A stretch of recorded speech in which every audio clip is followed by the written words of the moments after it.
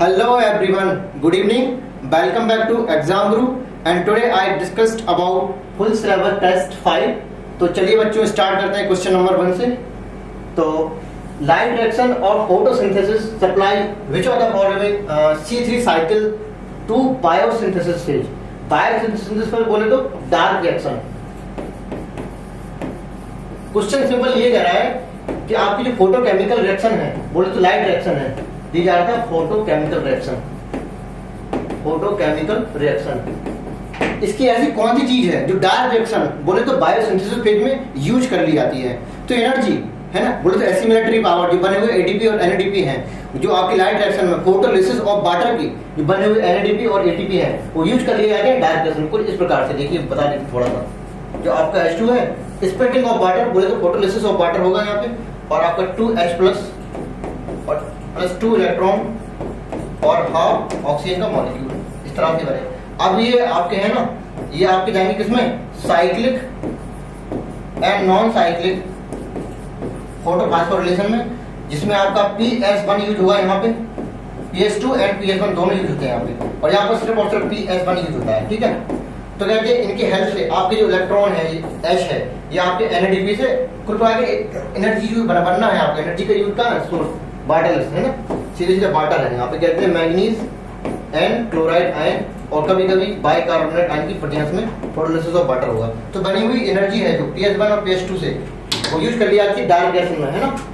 तो fourth option will be correct. Next देख लेते हैं, how many nucleotide are present in the genetic material 5174 bacteriophage.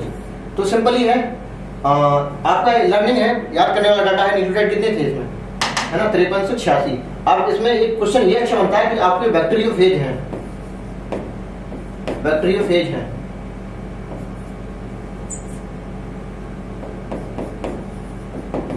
Bacteriophage जो है आपका क्यूब बैक्टीरियोफेज, और आपका कहते हैं T2 या फिर लैम्डा बैक्टीरियोफेज, और कौन सा 5 क्रॉस 174। ये तीन प्रकार के एनसीईआरटी में दिए गए हैं।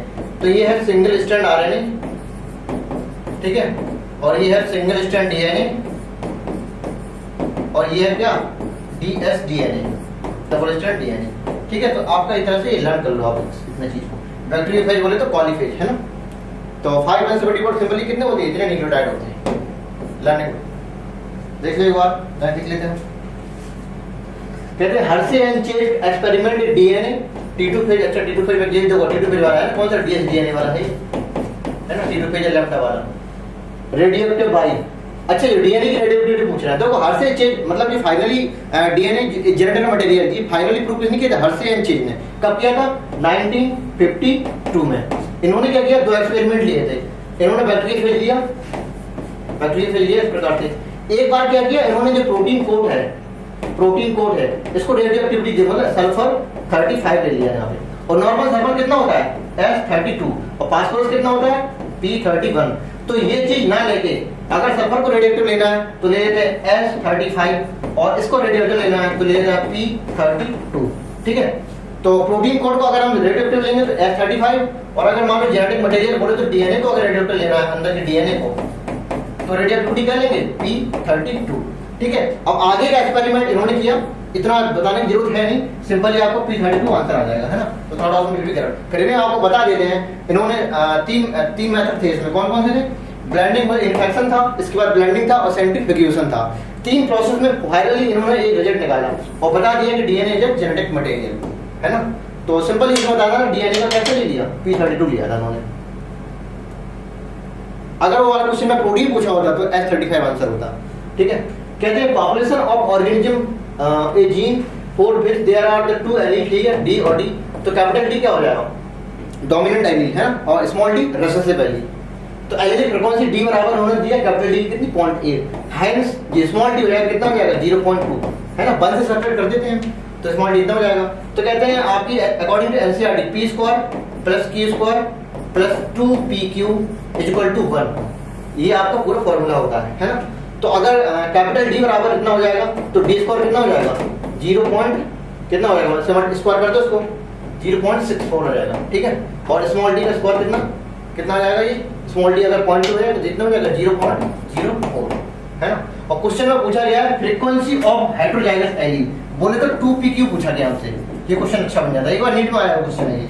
तो 2pq पूछा गया तो मतलब इसमें क्या 2 कैपिटल टी स्मॉल टी हमको बताना है।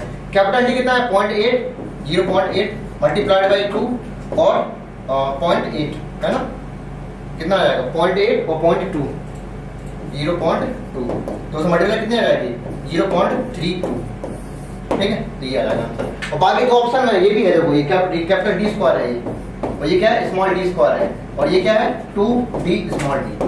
तो frequency of dominant allele answer अगर पूछा होता इसी क्वेश्चन में तीनों रिवाइज कर देते हैं तो आंसर फर्स्ट होता, फ्रीक्वेंसी ऑफ रिसेसिव एलील होता तो आंसर सेकंड होता, और हेटेरोजाइगस एलील फ्रीक्वेंसी पूछा तो आंसर थर्ड होता, ठीक है। तो इसलिए तीनों ऑप्शन इसमें बना दिए गए हैं, third option will be correct. Next देख लेते हैं, select the correct option with respect to biodiversity different region में। अच्छा ठीक है, असेंडिंग ऑर्डर में बताना, मतलब इंक्रीजिंग ऑर्डर में, ठीक है। देख लेते हैं। अच्छा ट्रॉपिकल टेम्परेचर, देखो आपका ये अर्थ है, ये आपका रीजन इक्वेटर वाला रीजन होता है, इससे क्या होते हैं ट्रॉपिकल रीजन, ठीक है ट्रॉपिकल रीजन। जब ऊपर नीचे जाएंगे आप ऊपर जाओ या नीचे जाओ, जब ऐसे ऊपर नहीं जाते तो कहते हैं लैटिट्यूडिनल ग्रेडियंट, लैटिट्यूडिनल ग्रेडियंट जाते हैं, ठीक है। टेम्परेचर बढ़ेगा, यहाँ पर टेम्परेचर होता है, और यहाँ पर जैसे ऊपर तक बढ़ेंगे तो टेम्परेचर डिक्रीज होता है, जिससे बायोडायवर्सिटी भी लगभग डिक्रीज होती जाती है। तो ट्रॉपिकल में सबसे ज्यादा, इसके बाद सब ट्रॉपिकल है, ठीक है, इसके बाद टेम्परेट है, इसके बाद आर्टिक एंड अल्पाइन है। तो आर्टिक अल्पाइन में टेम्परेचर सबसे कम तो बायोडायवर्सिटी सबसे कम, तो सबसे कम वाला देखो कौन सा है, ये आर्टिक एंड अल्पाइन, ठीक है। आगे देख लेते हैं। और ट्रॉपिकल इक्वेटर में सनलाइट सबसे ज्यादा आएगी, है ना, बायोडायवर्सिटी ज्यादा होगी, पॉपुलेशन भी ज्यादा होगी, इकोसिस्टम स्टेबिलिटी सबसे अच्छा होगा यहाँ पे, तो ट्रॉपिकल में सबसे ज्यादा हो जाएगा। तो आंसर कौन सा आ जाएगा, थर्ड ऑप्शन भी करेक्ट। देख लो एक बार, यहाँ पे हो नहीं सकता क्योंकि यहाँ आर्टिक में पहले देख दिया। यहाँ पे आगे बढ़ते हैं।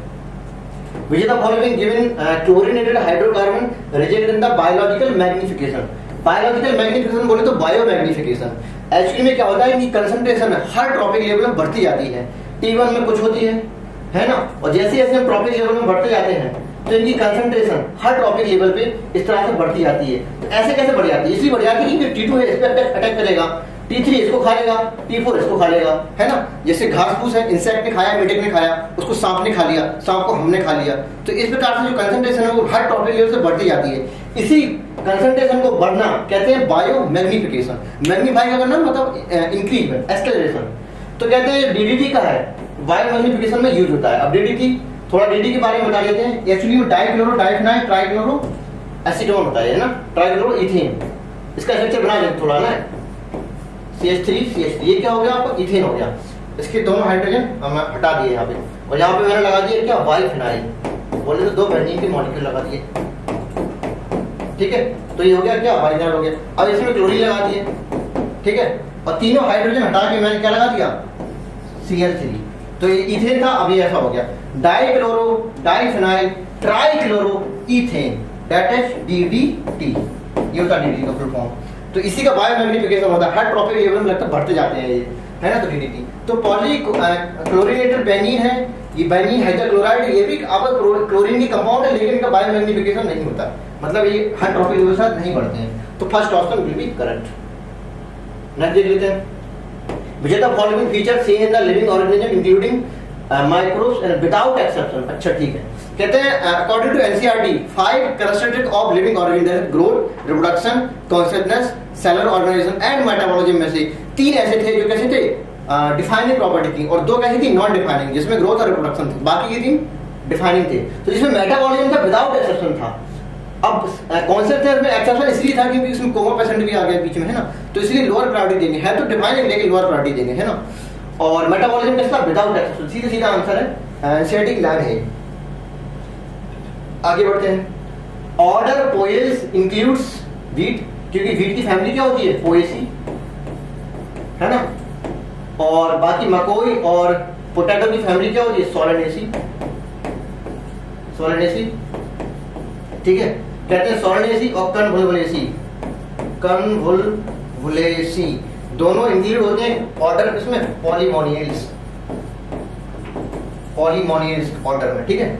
और इसकी होती है ऑर्डर, इसका ऑर्डर क्या होता है, सेपेंडेल्स, सेपेंडेल्स, इसका ऑर्डर होता है सेपेंडेल्स। इसका पोएस और इसका पॉलीमोनियस, ठीक है, सारे हो गए। तो पोएस में क्या वीट आ गया, सिंपली को रिवीजन भी कर लिया मैंने, नेक्स्ट देख लेते हैं। Select the correct pair in the statement, ठीक है। Lactic acid fermentation CO2 release नहीं होता, क्यों? जो आपके पायरुविक एसिड बने किससे? ग्लूकोज के एक मॉलिक्यूल से। इसे कहते हैं किसमें? ग्लाइकोलाइसिस की हेल्प से। ग्लाइकोलाइसिस जो 10 स्टेप प्रोसेस होता है, इसकी हेल्प से बना हुआ पायरुविक एसिड का फैट क्या है? फैट ये है, या तो चला जाएगा एनारोबिक पेरियोडोन में, या पर चला जाएगा ये एरोबिक में, या फिर इसका हो जाएगा फर्मेंटेशन। इसके 3 फैट हैं, ठीक है।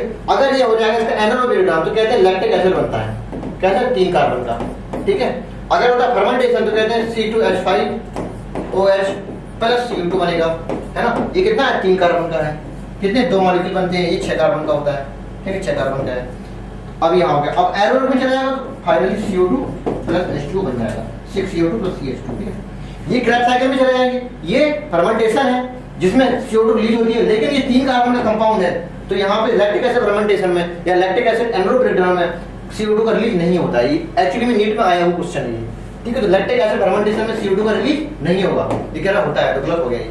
अब बाकी स्ट्रक्चर में बता सकता हूँ पायरुविक एसिड का स्ट्रक्चर कैसे होता है। CH3 C++O C+OH, ठीक है। ये आपको क्या पायरुविक एसिड है, यहाँ कुछ नहीं है, हाई डबल बॉन्ड टूटेगा, इसमें शिफ्टिंग होगी माइनस, यहाँ प्लस, हाइड्रोजन यहाँ पे चिपक जाएगा तो बन जाएगा CH3 CH ऊपर OH लग जाएगा और यहाँ पे C+OH में करते हुए, तो यहाँ पे कीटोन ग्रुप था, यहाँ पे एल्कोहल ग्रुप है। ये क्या है? लैक्टिक एसिड है, और ये क्या था? Pyruvic acid. ये डिफरेंस है, 3 कार्बन का है, साफ दिख रहा है, ठीक है। तो पहला आपका गलत हो गया, इसको देख लेते हैं। एंजाइम को ट्राई कार्बोक्सिल साइकिल बोले तो Krebs cycle present in the mitochondrial matrix में सही जवाब है ना। सारे एंजाइम जो मैट्रिक्स में ही होते हैं, सिर्फ एक को छोड़ के, वो सचिन डिहाइड्रेटेड। ये कहाँ होता है? स्पेस में या फिर इनर मेम्ब्रेन के पास, ठीक है। फाउंड इन द साइटोसोल क्या नहीं, अभी भी बताया कि इनर मेम्ब्रेन में होता है, ये गलत हो गया आपका। Cytochrome are found in the, जितने भी आपके इलेक्ट्रॉन कैरियर है सारे के सारे कहाँ? इनर मेम्ब्रेन बोले तो किस्ती में होते हैं, तो ये भी आपका सही हो गया। पूछा गया था, सही पूछे तो सही हो गया, B and D, third option will be correct. देख लो एक बार, नेक्स्ट देख लेते हैं। Mutation breeding resistant to yellow material बारे में बोले तो by andy and powdery mildew are introduce by mutation breeding से बने थे। एक्चुअली में they are the non classical breeding, या पर सिंपली बोलो क्या? नॉन कन्वेंशनल परंपरागत, है ना। एक हाइब्रिडाइजेशन वाली थी, ये कौन सी थी? कन्वेंशनल, क्लासिकल, है ना। इसमें इसी में डिसीज असेंडेंट इसमें भी बनाते थे, लेकिन कुछ म्यूटेशन ब्रीडिंग से बोलो तो नॉन क्लासिकल या नॉन कन्वेंशनल मेथड से भी बनाते थे, जिसमें बाई एमबी के अगेंस्ट कौन था? म्यूवीन, और इसके अगेंस्ट एक और बनाते थे, कौन सी? भिंडी बोले तो okra, एबिलमस्कस एस्कुलेंटस also against disease resistant था, इसमें इससे बोले थे पररानी क्रांति, भिंडी वाला, ठीक है। तो आपका इसमें म्यूटेशन ब्रीडिंग से बनाएंगे, सिंपल याद रखो बस, second option will be correct. Next देख लेते हैं। लिंडमैन का 10% एनर्जी लो, लिंडमैन का 10% एनर्जी लो लगेगा उसमें, हाइड्रोफिल लेवल के साथ 10% एनर्जी ट्रांसफर होती है। कहते हैं अगर इसके पास कितना है? 10 जूल है, इसके पास 10 जूल है, तो 10 का 10% आगे, ये आपका T1 हो गया, ये T2 है, ये T3 है, ये T4 है। पूछ किस में रहे? Energy will be available in the pico, बोले तो T4 में पूछ रहे हैं, ठीक है। देख लेते हैं 10 का 10% कितना होता है? 10 का 10% निकालो, कितना होगा? 1, ठीक है। ऐसे 1 का निकाल लेंगे, 1 का 10% निकाल लिया, ये लो कितना हो जाएगा? 0.1। इस प्रकार से निकालते जाएंगे, है ना। तो सिंपली अगर डायरेक्ट निकालना है तो एक पॉइंट कम करते जाओ, मतलब आगे खिसकाते जाओ, या 10 से डिवाइड करते जाओ। 10 का हो गया 1, एक पॉइंट लगाओ 0.1, एक और आगे खिसका दो लेफ्ट साइड 0.01, ठीक है। ये सिंपल जल्दी तरीका होता है, ये थोड़ा टाइम टेकिंग है, ठीक है। तो आपका पीको के पास 0.01 एनर्जी ट्रांसफर होगी, third option will be correct. Next देख लेते हैं। Which of the following population interaction partner कह रहा है adversely affected, बोले तो इसको नुकसान हो रहा है, ठीक है, माइनस हो गया ये। अदर क्या हो रहा है? neither benefited nor harm, बोले इसको कोई फर्क नहीं पड़ रहा, बोले तो 0, तो -0 वाला कौन सा है? अमेंसलिज्म, ठीक है। म्यूचुअलिज्म क्या था? प्लस था, कॉमनसलिज्म क्या था? +0 था, ये -0 हो गया। पैरासिलिज्म क्या था? +- था, ठीक है। एक और था +- वाला, कौन सा? प्रीडेशन, ठीक है। एक था कंपटीशन, दोनों को हानि होती है, माइनस, ठीक है। तो सारे ऑप्शन पूरा रिवीजन हो गया आपका, ठीक है। तो third option will be correct. Next देख लेते हैं। Select the correct sequence. अच्छा, इनसाइड से आउटसाइड किसमें? वॉल ऑफ माइक्रोस्पोरेंजिया, बोले तो एंथर वॉल, ठीक है। एंथर की बॉल को अंदर से बाहर की तरफ में सीक्वेंस बताना है। तो सबसे पहले टेपिडम सबसे अंदर है, इसके बाद मिडिल फिर एंडोथीसियम एंड एपिडर्मिस, ठीक है। तो बाहर वाले दोनों कैसी, ई वाले याद रखो, ई वाले, ठीक है, सबसे बाहर है। तो ये तो ऑप्शन होगा नहीं आपका, है ना, ये भी नहीं होगा कि ई वाले बाहर है, दोनों ये अंदर कर दिए इन्होंने, तो ये सही है आपका। एंडोथीसियम सबसे बाहर नहीं है, एपिडर्मिस सबसे बाहर होगी, ठीक है। तो थर्ड ऑप्शन में भी करेक्ट। नेक्स्ट देख लेते हैं, which of the following is not a main source of biofertilizer? Biofertilizer देखो, बैक्टीरियोवायरस बायो कंट्रोल एजेंट होता है, बायो फर्टिलाइजर नहीं होता है। बाकी ग्लोमस भी आपके बायो फर्टिलाइजर है, एक प्रकार का जीनस होता है ना, माइक्रोराइजा का जीनस होता है। ऑस्ट्रेटोरिया भी नाइट्रोजन फिक्सेशन में हेल्प करेगा, नॉस्ट्रोकनामिना, ठीक है, ब्लोटिंग एनर्जी होती है। एजिटोबैक्टर भी आपका क्या है, बायो फर्टिलाइजर है। अब थोड़ा बता देते हैं इसके बारे में। एक्चुअली में ऐसा रख लो, कब से रो रहा, KAB से रो रहा, कब से रो रहा, ये आपके लिए क्या है, दोनों के दोनों क्या है, ये है आपकी नाइट्रोजन फिक्सन, नाइट्रोजन फिक्सर है। कैसे, फ्री लिविंग, मतलब किसी के साथ कोई रिलेशन रखेंगे, फ्री लिविंग सॉइल में पड़े हैं, मतलब कोई सिम्बायोसिस नहीं, कोई पैरासिटिक नहीं, फ्री लिविंग नटल। अब कब मतलब क्लेबिसाइला, एजिटोबैक्टर, वीजिलैंकिया, क्लास्ट्रीडियम एंड रोडोस्पाइरम, ये 5 प्रकार के बैक्टीरिया हो गए। ये वाले हम अलग लिखे, ये दोनों अलग लिखे, मतलब ये कौन से हैं, फ्री लिविंग एरोबिक, और ये कैसे है, फ्री लिविंग एनारोबिक, ठीक है, दोनों के दोनों याद रख लो। तो Klebsiella, Azotobacter, Beijerinckia, Clostridium and Rhodospirillum, both are the nitrogen fixation in free living form. तो not are the bacteriovirus, they are the bio control agent. तो second option will be correct. Next देख लेते हैं, select the odd one with respect to simple diffusion की regarding, ठीक है। Slow process होता है, सही बात है, पैसिवली होता है, कोई एनर्जी खर्च नहीं होता है, लिखा है कि देन द एक्टिव प्रोसेस, ठीक है, ये सही हो गया। It is not depend on the living system, कोई जरूरी नहीं है ना, सॉलिड लिक्विड गैस सब में होता है और लिविंग होना जरूरी नहीं है कोई, तो ये भी सही हो गया। It is the only mean the gases movement with in the plant body, है ना, तो गैसेस मूवमेंट ये वाला देखो, इट इज रिक्वायर्ड एनर्जी, साफ साफ दिख रहा है, बिल्कुल नहीं, है ना, सिर्फ एक्टिव ट्रांसपोर्ट में एनर्जी का रिक्वायरमेंट होता है। बाकी अदर फैसिलिटेटेड डिफ्यूजन हो या आपका इम्बाइबेशन हो या ऑस्मोसिस हो, कहीं भी एनर्जी का यूज नहीं होता है, सिर्फ एक जगह होता है, कहाँ, एटीपी ट्रांसपोर्ट, ठीक, एटीपी ट्रांसपोर्ट कितना है, एक्टिव ट्रांसपोर्ट, ठीक है, सब यहीं का होता है और कहीं। और दोस्तों नेक्स्ट देख लेते हैं, how many ATP required for the production of one ammonia, है ना, ये पूरी रिएक्शन लिख देते हैं। कहते हैं आपकी रिएक्शन हैबर प्रोसेस है ना, आप केमिस्ट्री पढ़ते हैं, N2 + 3H2 = 2NH3, ये हैबर प्रोसेस हो। अब यही बायोलॉजी में पढ़ना है आपको, दो अमोनिया बनाना है। अब बायोलॉजी में क्या होता है, कुछ नहीं, N2 जो को लिखूं और प्लस 3H2 को हम ले जाएंगे क्या, 4H2, है ना। यहाँ पे बायोलॉजी में आपकी रिएक्शन 4H2 है, लेकिन इसको तोड़ के लिखा है कैसे, 4 हाइड्रोजन अलग और 4 इलेक्ट्रॉन अलग, ठीक है। तो 4H प्लस 4 इलेक्ट्रॉन और प्लस 16 एटीपी की एनर्जी यूज पड़ती है ना। इस तरह से यहाँ एरो लगाएंगे और बन जाएंगे 2 मॉलिक्यूल ऑफ अमोनिया के, और प्लस 16 एटीपी है तो यहाँ पे बन जाएंगे 16 एडीपी। जब ये एडीपी बने तो प्लस बनेंगे क्या, इनऑर्गेनिक फास्फेट कितने, 16। तो यही एनर्जी का यूज हम कर लेंगे इसमें, किसमें, अमोनिया बनाने में, ठीक है। ये हो गया पूरा रिएक्शन, और प्लस यहाँ पे एक हाइड्रोजन इस प्रकार से होगा, मतलब 2 H+ है इधर होगी, ठीक है। तो अब रिएक्शन बैलेंस होगी, देखो 4 हाइड्रोजन है, एक हाइड्रोजन उधर बना दिया तो 1 से 1 कट जाएगा, तो बटेंगे ओवरऑल 3H2, ठीक। तो अब 2 मॉलिक्यूल अमोनिया बनाने के लिए 16 एटीपी की जरूरत पड़ रही है, तो 1 मॉलिक्यूल अमोनिया बनाने के लिए 8 एटीपी की जरूरत पड़ेगी। तो answer will be third. Next देख लेते हैं, अब यहाँ पे जरूरत किसकी हो रही है, नाइट्रोजनेज एंजाइम की, है ना, लैक हीमोग्लोबिन, क्योंकि राइजोम लैक्टोमिनेरम जो आपका सिम्बायोटिक एसोसिएशन में नाइट्रोजन फिक्सिंग करता है, उसी के पास होगा ये एंजाइम, कौन सा, नाइट्रोजनेज। नेक्स्ट देख लेते हैं, इनिशियल अमाउंट ऑफ डीएनए अगर डिनोटेड बाय 4C है तो कह रहा है कि अमाउंट ऑफ डीएनए किसमें बताना है हमें, S फेज में, S फेज बोलो या फिर G2 फेज ही बोल दो आप, कैसा हो जाएगा, डबल हो जाएगा अमाउंट, कितना हो जाएगा, 8C हो जाएगा, ठीक है। क्रोमोसोम नंबर फिक्स होते हैं, अमाउंट डबल होता है। नेक्स्ट देख लेते हैं, which of the following is the final stage of meiotic की प्रोफेज में, तो लैक्टोटीन, जाइगोटीन, पेरिटीन, डेवलोटीन, डाइगोनेसिस। तो डाइगोनेसिस क्या है, last stage, diagnosis option will be second.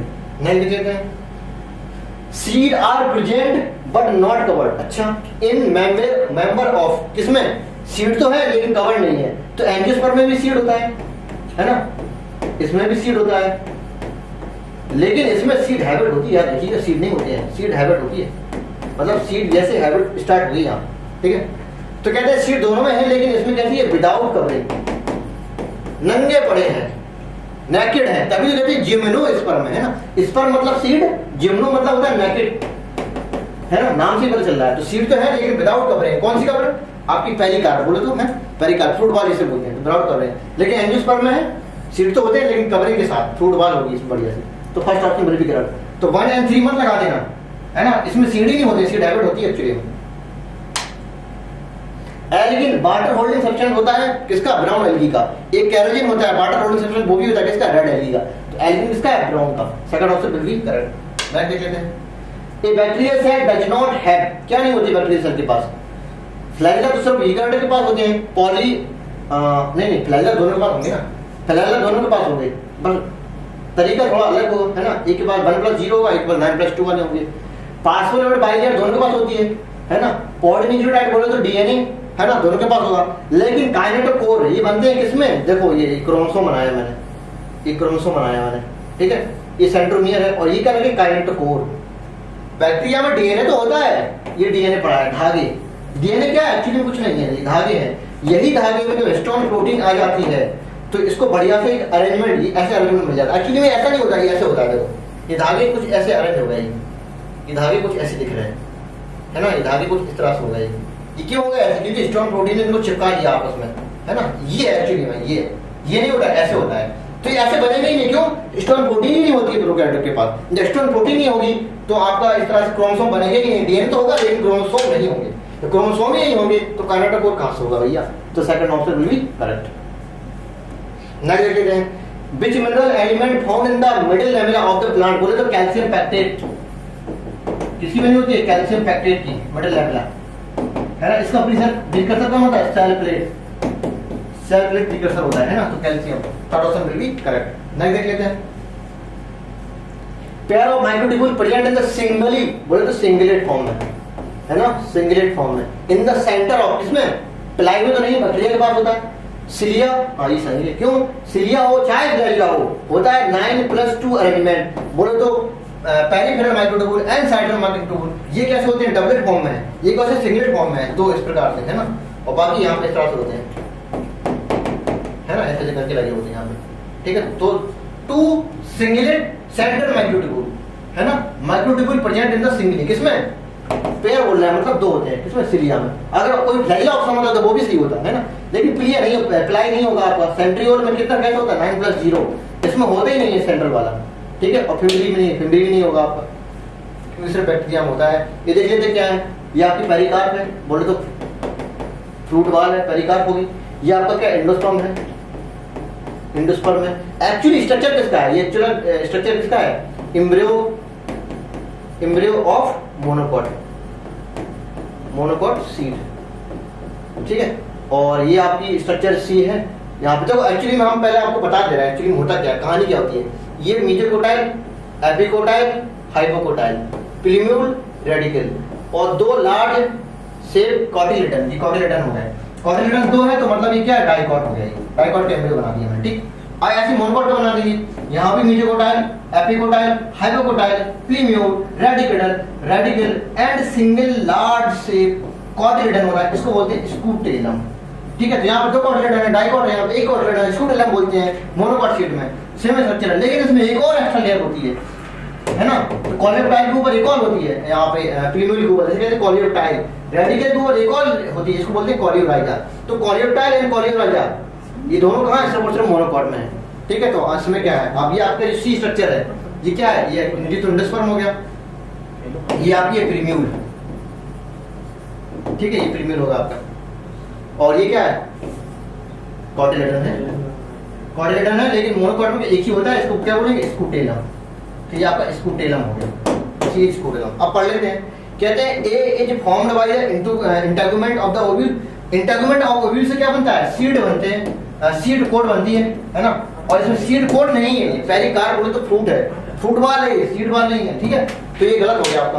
और पूछ क्या रहे थे, गिवन स्टेटमेंट कॉर्डिनेट इज अच्छा करेक्ट, ट्रू नॉट ट्रू पूछ रहे हैं, बोले तो इनकरेक्ट पूछ रहे हैं, ये इनकरेक्ट हो गया आपका फर्स्ट ऑप्शन, है ना। ये देख लेते हैं, बी इज ट्रिप्लॉइड होती है तो एंडोस्पर्म 3n होता है, सही बात है, ये सही हो गया आपका। ए लार्ज कॉटिलेडन होता है, सी अच्छा सी लार्ज कॉटिलेडन होता है, हाँ सी लार्ज कॉटिलेडन स्कूटेलम बोलते हैं, ये भी सही हो गया, ये भी सही हो गया। डी इनक्लोज बाय कॉलियोटाइल, डी बोले तो प्लीम्यूल, अभी बताया मैंने, प्लीम्यूल किससे कवरिंग होती है, कॉलियोटाइल से, तो ये भी सही हो गया आपका, सारे सही है, फर्स्ट ऑप्शन भी इनकरेक्ट, है ना। नेक्स्ट देख लेते हैं, ये lower flower which of the following plant है वेरिएशन इन द लैंड, है ना, मतलब डायनामिक्स बोलते हैं इसको, डायनामिक्स बोलते हैं। अभी दो प्रकार के होते हैं, एक होता है डायडायनामिक्स, एक होता है टेट्राडायनामिक्स, ठीक है। अगर स्टेमन दो बड़े और दो छोटे हों तो इसको तो डायडायनामिक्स, अगर चार बड़े हों इस प्रकार से स्टेमन और दो छोटे हों बगल से, इसको बोलते हैं टेट्राडायनामिक्स। ये चीज मिलेगी आपको मस्टर्ड में, ये मिलेगी मस्टर्ड में, और ये मिलेगा कहाँ, साल्विया में, ठीक है। तो साल्विया मस्टर्ड एनसीईआरटी में दिए हैं, लेकिन उन्होंने इनको डायडायनामिक्स टेट्राडायनामिक्स नहीं बोला, तो आज हम बताते हैं आपको एक्चुअली में ये डाय और टेट्रा होते हैं, ठीक है। तो वेरिएशन कहाँ मिलेगा आपको, साल्विया में और मस्टर्ड में, तो सी एंड डी में, ठीक है। तो C and D 4000 will be correct. Next देख लेते हैं। अच्छा, ग्राउंड टिश्यू पूछ रहा है, ग्राउंड टिश्यू, तो ग्राउंड टिश्यू क्या होता है, एपिडर्मिस को छोड़ दो बाहर की, ठीक है, और अंदर के वैस्कुलर बंडल को छोड़ दो, वैस्कुलर बंडल जाइलम फ्लोएम को छोड़ दो, बाकी जितना बीच में ये बचा है क्या होता है, ग्राउंड टिश्यू होता है। तो प्रॉब्लम क्या है, एंजियोस्पर्म है, the tissue except epidermis and vascular bundle are the ground tissue system. तो यहाँ पे एपिडर्मिस एंड ग्राउंड, तुम्हारा क्या वैस्कुलर बंडल हो जाएगा, epidermis and vascular bundle, third option will be correct. Next देख लेते हैं। बाइटर कंडेंसिंग कैविटी किसमें होती है, मोनोकॉट के स्टेम में होती है, ठीक है, सीधे सीधे NCERT gland, third option will be correct, इसमें ज्यादा टाइम लेने की जरूरत नहीं है ना। आइडेंटिफाई द इनकरेक्ट वन, नीरोस्पोरा, नीरोस्पोरा किसका है, एस्कोमाइसीटीज का, ठीक है, एस्को का है। तो कहते हैं दे हैव सिनुसिटिक माइसीलिया, नहीं, ये इनकरेक्ट हो गया, क्यों, ये होती है फाइको के पास ना, फाइकोमाइसीटी के पास। एसेक्सुअल रिप्रोडक्शन कोनिडिया के द्वारा होता है, not only this but also deuteromycetes में भी क्या होता है, ड्यूटेरोमाइसीटीज में कोनिडिया के द्वारा होता है एसेक्सुअल। सेक्स पंजाई बोलते हैं एस्कोमाइसीटी को, सही है। ये शॉर्ट डायकैरियोपेडबल, डायकैरियोपेडबल N+NB होता है, ये भी सही है ना। ये तो बैसिडीमाइसीटीज के पास भी था ये कैरेक्टर, ठीक है। तो फर्स्ट ऑप्शन इनकरेक्ट है आपका। नेक्स्ट देख लेते हैं। Choose the organ with respect to sexual spore in the fungus which is produce, ठीक है। सेक्सुअल स्पोर के बारे में बताना। अब सेक्सुअल स्पोर सारे क्या है, सेक्सुअल स्पोर हैं। अब किसमें क्या बनते हैं मैं बता देता हूँ, सेक्सुअल स्पोर सबकी। सबसे पहले हम पढ़ते हैं फाइकोमाइसीटीज, फिर एस्को, फिर बैसिडियो और फिर ड्यूटेरो। तो ड्यूटेरो में सेक्सुअल रिप्रोडक्शन एब्सेंट होगा, इस वजह से सेक्सुअल स्पोर नहीं मिलेंगे। इसमें आपके देखो ऐसे एनाइसो को सेक्सुअल रिप्रोडक्शन होता है ना, तो उनकी जो मेल और फीमेल गैमेट बनके जो जाइगोट बनाते हैं, एक्चुअली में जाइगोट, इसका जो जाइगोट होता है ना, जाइगोट है, इसी जाइगोट के दो नाम देते हैं।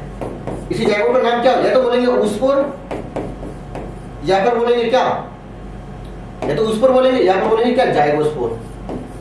अब ये दो नाम क्यों दे रहा भैया, देखो एनसीईआरटी पुरानी वाली एनसीईआरटी में पहले क्या था, फाइकोमाइसीटीज की दो सब क्लास थी, कौन कौन सी, ऊमाइसीटीज और जाइगोमाइसीटीज। अगर ऊमाइसीटीज का जाइगोट है तो ऊस्पोर बोल दो, अगर जाइगोमाइसीटीज का जाइगोट है तो जाइगोस्पोर बोलो। तो what is the ऊस्पोर and zygospore, nothing, just a zygote, है ना। कैसे, सेक्सुअल स्पोर। तो दोनों कैसे हैं, ये आपके एस्कोमाइसीटीज के जाइगोट है एक प्रकार के। यहाँ पे बनते हैं आपके एस्कोस्पोर, यहाँ पे बनते हैं कैसे, बैसिडियोस्पोर। ये बनते हैं एक्सोजीनसली और ये बनते हैं एंडोजीनसली, है ना। ये पूरा पढ़ा दिया मैंने आपको, ठीक है। आपका रिवीजन हो गया, अब आते हैं ऑप्शन में। एल्ब्यूको किसका है, फाइकोमाइसीटीज के, ऊस्पोर हो गए, हाँ हो गए। एगर किसका है, बैसिडियोमाइसीटीज का, बैसिडियोस्पोर हो गए, हाँ ये भी सही है। क्लैमिडोसेप्स किसका है, एस्कोमाइसीटीज का। जाइगोस्पोर नहीं होंगे भैया, क्योंकि जाइगोट किसके पास था, फाइको के पास। ये गलत हो गया आपका, गलत ही पूछा था, और पूछा था मतलब गलत। एस्परजिलस किसका है, एस्को का, एस्कोस्पोर हो गया, बिल्कुल सही जवाब है, थर्ड ऑप्शन में भी करेक्ट। बढ़िया सवाल था एकदम से। Cause of BSE bovine spongiform encephalopathy किसकी वजह से होता है, एक प्रकार का प्राइमस का एग्जांपल है। तो प्राइमस क्या होता है, प्रोटीनियस इन्फेक्शियस प्रोटीन पार्टिकल होते हैं, ठीक है। अगर सिर्फ न्यूक्लिक एसिड हो, डीएनए या फिर आरएनए, तो बोल देते हैं बायरवाइड्स, है ना, उसमें क्या होता है, आरएनए होता था, ठीक है। तो बायरवाइड्स, अगर इसके साथ मिल गई क्या, प्रोटीन, है ना, तो होते थे क्या, और दोनों मिला के बना दिए क्या, वायरस। मैं ये कहना चाह रहा हूँ, न्यूक्लिक एसिड और प्रोटीन मिला के वायरस बनाता है, तो वायरस हो गया। सिर्फ प्रोटीन हो तो प्राइमस बोलेंगे, सिर्फ न्यूक्लिक एसिड हो तो बायरॉइड्स बोलेंगे। तो बायरॉइड्स और ये प्राइमस दोनों को कॉम्बिनेशन मिला के वायरस बनता था, इस प्रकार के। याद करने का तरीका है, कुछ नहीं, ठीक है। तो फर्स्ट ऑप्शन बिल्कुल करेक्ट। नेक्स्ट देख लेते हैं। Because of following genetic disorder not show by the level, इसमें क्या क्या नहीं हो सकता, यार नॉट शो बाय द, हमें दूर से दिखाई पड़ रहा है, ये एक्स लिंक्ड नहीं हो सकता। क्यों, एक्स लिंक्ड में डोमिनेंट नहीं हो सकता, एक्स लिंक्ड डोमिनेंट नहीं होता, हमें दिख रहा है। देखो एक्स लिंक्ड डोमिनेंट क्यों नहीं हो सकता, क्योंकि अगर एक्स लिंक्ड, मान लो एक एक्स लिंक्ड, एक एक्स एक्स होता है, एक एक्स वाई होता है, ठीक है। अगर मान लो यहाँ पर डिसीज हो गई, एक्स लिंक्ड है ना, तो एक्स लिंक्ड डिसीज हो गई, तो रेसिस्टेंट में तो ठीक है, ये वाली डिसीज है, लेकिन ये वाली नॉर्मल हो जाएगी, है ना, रेसिस्टिव कंडीशन में, ठीक है। लेकिन अगर डोमिनेंट है तो ये वाली भी डिसीज है और एक्स एक्स ये भी वाली भी डिसीज है, लेकिन ये वाली भी डिसीज हो गई, लेकिन एक नॉर्मल दिख रही है ना। बोले तो एक्सेलेंट डोमिनेंट नहीं हो सकता, क्यों? एक्सेलेंट डोमिनेंट में सारी की सारी बोले तो all female affected even in given pedigree, ठीक है, सारी की सारी फीमेल अफेक्टेड होंगी एक्सेलेंट डोमिनेंट में, है ना। अभी मैंने बताया क्योंकि दो एक्स है, अगर एक में ही आ गया तो पर आपका वो अफेक्टेड होगा, लेकिन एक नॉर्मल दिख रही है तो ये नहीं हो सकती पेडिग्री किसकी? एक्सेलेंट डोमिनेंट की नहीं हो सकती, ठीक है। नेक्स्ट देख लेते हैं। द बर्ड में क्या होता है? जेड जेड जेड डब्ल्यू, है ना, जेड डब्ल्यू का बताया, ठीक है। तो कहते हैं मेल और फीमेल जब जेड जेड डब्ल्यू होंगे तो दोनों के क्रोमोसोम नंबर बराबर होंगे, लेकिन अगर जेड जेड जेड ओ होता, जेड ओ मतलब नॉट होता है, तब उस केस में मेल के क्रोमोसोम अलग होते हैं और फीमेल के क्रोमोसोम अलग होते हैं, लेकिन इस केस में बराबर है क्रोमोसोम। तो male and female have equal number of sex chromosome, सही हो गया। जेड जेड जेड टाइप नहीं होता है, क्यों? ये होता है आपको किसमें? बटरफ्लाई में, है ना, ये होता है बटरफ्लाई में। वर्ड्स का पूछ रहा है, ठीक है।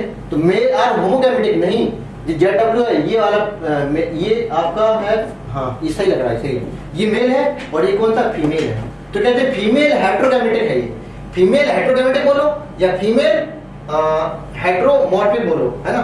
तो गैमेटिक या मॉर्फिक मतलब जो भी वर्ड यूज करना है आपको, यहाँ पे होमोमॉर्फिक लिखा है ना, हाँ। तो कैसा मेल कैसा हो गया? होमोगैमेटिक या होमोमॉर्फिक, है ना। तो मेल कैसा? होमोगैमेटिक, यहाँ पर सिंपली बोलो होमोमॉर्फिक, ठीक है। सेक्स क्रोमोसोम आर फीमेल में कैसा होगा? होमोमॉर्फिक नहीं होता, कैसा होता है? हेटेरो होता है। देखो यहाँ पे हेटेरो अभी बताया मैंने, ये गलत हो गया, ये भी गलत हो गया, ये भी ये सही हो गया। अच्छा इसमें क्या रहा था? अनइक्वल है ना, अनइक्वल बोल रहा था इसमें, तो इक्वल होते हैं ना, तो ये तो गलत हो गया ना, ये गलत हो गया। और ये भी गलत हो गया, बटरफ्लाई में होता था, ये भी गलत हो गया, क्यों? हेटेरोमॉर्फिक होता है। तो आपका सही हो गया थर्ड ऑप्शन भी करेक्ट। हम ध्यान दिए इक्वल पढ़ गए थे मैंने इक्वल की जगह। इनकम्प्लीट डोमिनेंस में क्या होता था आपके? जैसे मान लो अगर ये आपका रेड है, इसका क्रॉस हम व्हाइट से कराते थे, ठीक है, तो आपके जो F1 जनरेशन है दोनों का मिक्सचर आता था, बोले पिंक आता था, है ना। If F1 generation resemble with both parents then incomplete dominance. अगर डोमिनेंस कंप्लीट डोमिनेंस का होता, अगर सिर्फ और सिर्फ डोमिनेंट पेरेंट्स से ही मैच करे F1 जनरेशन, तो कहते हैं कंप्लीट डोमिनेंस। इनकम्प्लीट में दोनों से मैच करता, एक होता को डोमिनेंस, को डोमिनेंस दोनों से ही करता था, है ना, बोथ पेरेंट्स से। बोले अगर ये रेड है, एक पिंक एक व्हाइट है, तो जो आपकी F1 जनरेशन है उसमें रेड भी होंगे और पिंक और तुम्हारे व्हाइट भी होंगे, दोनों भी ऐसे ऐसे करके पैचेस होंगे, ठीक है। सिर्फ रेड मिले तो कंप्लीट डोमिनेंस, और रेड और व्हाइट दोनों मिले तो को डोमिनेंस, दोनों का मिक्सचर मिले तो इनकम्प्लीट डोमिनेंस। तो इनकम्प्लीट डोमिनेंस क्या होगा? F1 प्रिंटोपिक इनहेरिटेंस कहते हैं between the dominant and resistive, है ना, दोनों का इंटरमीडिएट होता है। फर्स्ट ऑप्शन भी correct. F1 resemble both parents, तो ये क्या होता है? को डोमिनेंस होता है ना, ये को डोमिनेंस है। Single gene product multiple effects, नहीं ये तो प्रेड रॉकी होगी। F2 जनरेशन नहीं, क्योंकि मतलब नहीं इसका। फर्स्ट ऑप्शन भी करेक्ट, आंसर बहुत पहले पहुंच गए थे। Formation of different kind of structure in the plant is due to the response to environment, which called heterophilia या फिर plasticity, है ना, heterophilia एक प्रकार का एडेप्टेशन है। कहते हैं डिफरेंट एनवायरनमेंट, है ना, या फिर डिफरेंट फेज ऑफ लाइफ में, बदलते हुए एनवायरनमेंट में डिफरेंट, इसको जो एडेप्टेशन है उस एडेप्टेशन को प्लांट में क्या कहते हैं? प्लास्टिसिटी या फिर हेटेरोफिलिया। एनिमल में क्या कहते हैं? नेचुरल सिलेक्शन या फिर एडेप्टेशन। बटर क्रॉप वगैरह इसके एग्जांपल थी ना, है ना। तो मशीन देख लेते हैं। पेनिसिलियम, पेनिसिलियम किसका? एस्कोमाइसीटीज का। तो एस्कोमाइसीटी में एसेक्टिव स्पोर कैसे होते हैं? क्वालिटी द्वारा, सही हो गया, है ना। और क्रीमाटोमोनास जूस स्पोर बनेंगे, है ना। और स्पॉन्जिस जेम्यूस और हाइड्रा ईस्टर्न हाइड्रा बर्ड बनेंगे ना, ईस्टर्न हाइड्रा। मशीन देख लेना अपना। The code on genetic code क्या है? Read in the mRNA. देखो रीड इन द एमआरएनए क्या है? आपका जो एमआरएनए है, ये एमआरएनए है ना। ये मान लो यहाँ पे A U G C C A G A C, ये मैंने क्या है सपोज ये आपकी बेस बना दी। तो कहते हैं triple base sequence in mRNA chain को क्या बोलते हैं? Genetic code. तो what is genetic code? Triple base sequence on mRNA chain is genetic code. Read in the कैसे? कोमल है, मतलब ये रीड करने का तरीका कैसा है? कोमल है, मतलब ऐसा नहीं कि यहाँ पे गैप होगा, जेनेटिक कोड हो गया, जब दूसरा जेनेटिक कोड बोले ये वाला तो यहाँ पे कोमा आ जाएगा या फिर कोई स्पेस आ जाएगा, ऐसा कुछ नहीं है, कोमल लेस होते हैं, ठीक है। तो इनका मतलब एक्चुअली में तरीका पूछ रहा है, अगर रीड करने का तरीका क्या है। एक्चुअली में सारे के सारे जो चारों फीचर है किसके कैरेक्टर फीचर है? किसके? जेनेटिक कोड के, है ना। तो यूनिवर्सल भी होते हैं, नॉन ओवरलैपिंग भी होता है, कोमलस भी और डिजेनरेसी भी होते हैं, है ना। और डिजेनरेसी क्या होता है पता है? कोई एक जेनेटिक कोड है, या ऐसा समझ लो कोई एक अमीनो एसिड है, एक अमीनो एसिड के एक से ज्यादा क्या होते हैं, जेनेटिक कोड होते हैं, इसे कहते हैं डीजेनरेसी, ठीक है। और एक जेनेटिक कोड का एक ही अमीनो एसिड होता है, उसे कहते हैं क्या, एनामोगस, है ना। तो इनके रीड करने का तरीका पूछ रहा है एक्चुअली में, इन द लिखा ना, codon genetic code is the read in the mRNA in the continuous fashion, इसे कहते हैं कोमलेस। ACC which are the more susceptible in the extinction have all the given population considered except, कह रहा मोर susceptible है extension के लिए, तो accept किसे छोड़ के, मतलब इसका एक्सटेंशन नहीं होगा जो अच्छे से एडेप्टेशन होगा। तो एक्सटेंशन किसका नहीं होगा, जो अच्छे से एडेप्टेशन होगा, एडेप्टेशन जिसका सबसे अच्छा होगा। और सबसे अच्छा एडेप्टेशन किसका होता है, अगर थोड़ा रेट हाई हो और पॉपुलेशन साइज भी अच्छी हो, तो इनका एक्सटेंशन बिल्कुल नहीं है, एक्सेप्ट पूछ रहा था। बाकी तो ऐसे मान लो यहाँ पे लगा लार्ज साइज, यहाँ पे लगा high trophic level in the food chain, है ना, तो ये भी नहीं, ये सब एक्सटेंशन की चांस है। क्यों, जितना ज्यादा ट्रॉपिक लेवल होगा उस पे फूड के लिए नीचे वाले पे डिपेंड होना पड़ेगा, है ना। अब जैसे प्लांट है, प्लांट तो अपना सनलाइट की प्रेजेंस में अपना खुद का, मान लो अगर ये सनलाइट यहाँ पे आपका फूड ट्रांसफर ही नहीं हुआ T2 T3 फौज में, यहाँ पर T4 तक फूड ट्रांसफर ही नहीं हुआ, तो ये एक्सटेंस हो जाएगा ना, खाना भूख के मारे पड़ जाएगा ये, तो इसके भी चांस है एक्सटेंशन की, है ना। Fixed habitat and migration route है, मतलब हैबिटेट अगर सब एक ही फिक्स है और माइग्रेशन की रूट है, मतलब वो माइग्रेशन करेगा, मतलब एडेप्टेशन नहीं कर पा रहा होगा वो, तभी तो माइग्रेशन करता है, तो ये भी एक्सटेंड हो सके। कभी ऐसा हो सकता है माइग्रेशन कर ही ना पाए, है ना, और आपका एनवायरनमेंट चेंज हो जाएगा, तो उस टाइम में हम क्या हो जाएगी, डेथ हो जाएगी हमारी, है ना। हम लोग क्या माइग्रेट करते हैं, नहीं करते हैं, क्यों, हम एडेप्टेशन है, हमारा बॉडी टेम्परेचर फिक्स होता है, होमोस्टेसिस जिसे बोलते हैं। तो अगर उसके बाद माइग्रेटरी रूट है तो फिर वो कहीं ना कहीं से एक ना टाइम पे आने पे एक्सटेंड हो सकता है ना। और साइज को भी मैटर करता नहीं, इसलिए second option will be correct. Which of the following is the example of basidiomycetes, का एग्जांपल क्या है, एगेरिकस, ये फाइको का है, ये एस्को का है, और ये किसका है, डिडरो का है। नेक्स्ट लिख लेते हैं, read the following statement, mark true false. During the post fertilisation development zygote change होता है किसमें, एम्ब्रियो में, नहीं चेंज होता किसमें, गलत हो गया ये। सिनर्जी एंटीबॉडीज है सब डिजेनरेट होता है, ये सही हो गया, तो false and true, third option will be correct. Next लिख लेते हैं, select the incorrect statement with respect to symplastic pathway. Symplastic pathway में क्या होता है, may be added by cytoplasm stick, बिल्कुल सही बात है, आपकी सेल मेम्ब्रेन है, इसके अंदर साइटोप्लाज्म भरा है, तो सबको भेजते हुए निकलता है जो सीधा सीधा आता है, उसे कहते हैं सिम्प्लास्टिक, और जगह बनाते हुए निकले ऐसे करके तो बोलते हैं एपोप्लास्टिक, है ना। और ये कैसा होता है, एक्टिव, ये कैसा होता है, पैसिव, है ना, कौन सा सिम वाला, सिम्प्लास्टिक, और ये कौन सा एपो वाला है, ठीक है। तो इंटरसेलुलर स्पेस के थ्रू जाए तो एपोप्लास्टिक, और सीधे साइटोप्लाज्म सेल मेम्ब्रेन कुछ भी बीच में है सबको पेनिट्रेट करते हुए जाए तो सिम्प्लास्टिक। ये स्लोअर होता है, क्यों, सबको क्रॉस करना है, एनर्जी खर्च होती है सबको क्रॉस करने में, है ना।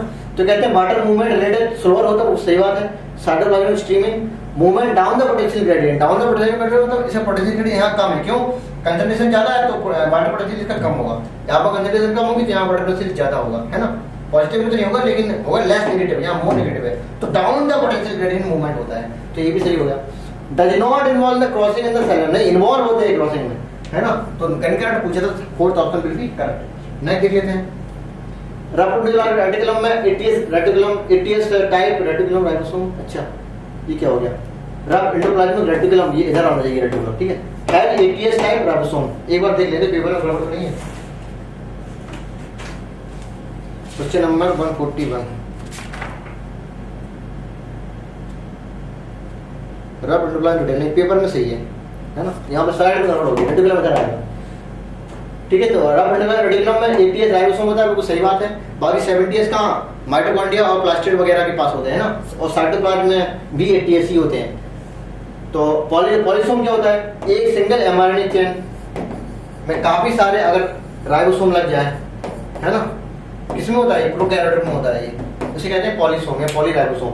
तो सिंगल राइबोसोम नहीं, मैनी राइबोसोम हैविंग, यहाँ आरएनए नहीं एमआरएनए होना चाहिए था, ठीक है, तो ये गलत हो गया आपका, यहाँ मैनी होना चाहिए था और यहाँ पे एमआरएनए होना चाहिए था, तो इनकरेक्ट ये हो गया आपका। एमाइलोब्लास्ट क्या होता है, एक प्रकार का फूड स्टोर करने वाला ल्यूकोप्लास्ट होता है, सही बात है ना। ल्यूकोप्लास्ट के तीन प्रकार के होते थे, एमाइलोब्लास्ट, एलायोब्लास्ट और प्रोटीनो, है ना, एलायोब्लास्ट, तो तीन प्रकार के हो गया। तो आपके एक प्रकार का ल्यूकोप्लास्ट है, स्टार्च स्टोरिंग वाला एमाइलोब्लास्ट ही होता है। गोल्गी अपरेटस में सिस्टम से मिलकर बना होता है, ये भी ठीक हो गया आपका, है ना। All the following feature in common to both P and McCoy, P and McCoy, ये किसकी, इसकी फैमिली क्या होती है, फैबेसी, है ना, फैबेसी, इसकी होती है क्या, सोलानेसी, सोलानेसी। अब देखिए एक काम करते हैं, हम इनके बना लेते हैं फॉर्मूला। फैबेसी में क्या होता है, जाइगोमॉर्फिक फ्लावर था, है ना, बाइसेक्सुअल थे, बोले तो हर्माफ्रोडाइट बोल सकते हैं, बाइसेक्सुअल। और क्या था, थोड़ा नीचे बनाते हैं, ठीक है, जाइगोमॉर्फिक सिमेट्री। और यहाँ पे मैं बना रहा हूँ किसका, फैबेसी का, यहाँ पे बना रहा हूँ किसका, सोलनेसी का, ठीक है। जाइगोमॉर्फिक, ये एक्टिनोमॉर्फिक हो गया, ये भी तुम्हारा बाइसेक्सुअल है और ये भी कैसे थे, बाइसेक्सुअल थे, ठीक है। इसके बाद कैलिक्स में आते हैं, सेपल में आते हैं, तो ये कैसे थे, गैमोसेपलस थे, तो यहाँ भी कैसा था, गैमोसेपलस था, ये भी थी, ठीक है। अब कार्पेल में आते हैं, बोले तो पेटल में आते हैं, पेटल का C1+2+2 था, बोले तो कैसे, बैक्टीरियरी एस्टिवेशन था। और यहाँ पे कोरोला कैसे थे, 5C5, है ना, गामो पेटलस था। और इसका एंड्रोसियम कितने 10 होते थे, 9+1 में, 9 कैसा था, जुड़े हुए थे, ठीक है। और यहाँ गाइनोसियम 1 था और कैसे सुपीरियर ओवरी था, यहाँ पे गाइनोसियम 2 थे और ये भी सुपीरियर ओवरी से थे। और यहाँ पे एंड्रोसियम कितने थे, 5 थे। और यहाँ कोरोला से प्रकार से लगे हुए थे, बोले एपीपेटलस कंडीशन थी, ठीक है। और ये क्या होगा, ये पूरा हो गया, ठीक है, ये पूरा हो गया। अब यहाँ पे देख लेते हैं, बाइसेक्सुअल फ्लावर दोनों होते हैं, सही है, ये कॉमन हो गया। Number of the Corolla in the each flower 5 होते हैं, ये भी ठीक है, यहाँ भी 5 है, देखो 1+2, ये भी 5 है और यहाँ भी 5 है, दोनों हो गए, ठीक है। ओवरी सुपीरियर, यहाँ भी सुपीरियर ओवरी है, देखो यहाँ भी सुपीरियर ओवरी है, ये भी सही हो गया।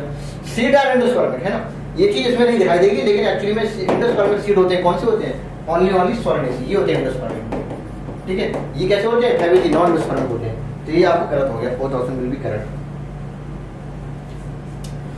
But which are present in the axial of the leaf have meristematic cell left behind the pseudapical meristeme. that है intercalary meristeme की बात कर रहे हैं, intercalary meristeme की बात कर रहा है ना, तो intercalary meristeme की बात कर रहा है, तो ये सही हो गया। इन ग्रासेस में क्या होता है, intercalary meristeme कुछ छूट जाता है, रिस्पॉन्सिबल फॉर रीजनरेशन, छूट जाता है। एक्चुअली में क्या होता है कि एपिकल मेरिस्टेम है, जब उसकी इलोंगेशन होता है तो कुछ जगह पे छूट जाता है, उसे कहते हैं इंटरकलिंग मेरिस्टेम। तो आपकी जो लेटरल ब्रांचेस हैं और जो मतलब जो ग्रेजिंग एलिमेंट उनको काट देते हैं, उसको तोड़ देते हैं, तो उनका रीजनरेशन है वो भी किसके हेल्प से होता है, इंटरकलिंग मेरिस्टेम से। तो वही लाइन लिखिए यहाँ पे, ठीक है। तो दोनों आपके सही है, both option will be correct, third option will be correct.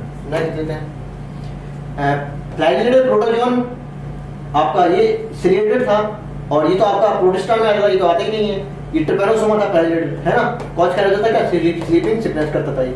Amoeba क्या अमीबॉइड में आता था, तो third option will be correct. Next देख लेते हैं, इन ह्यूमन में skin colour of inheritance, example of इसका पॉलीजेनिक इनहेरिटेंस कैसा था, ट्राई हाइब्रिड था, ट्राई हाइब्रिड था।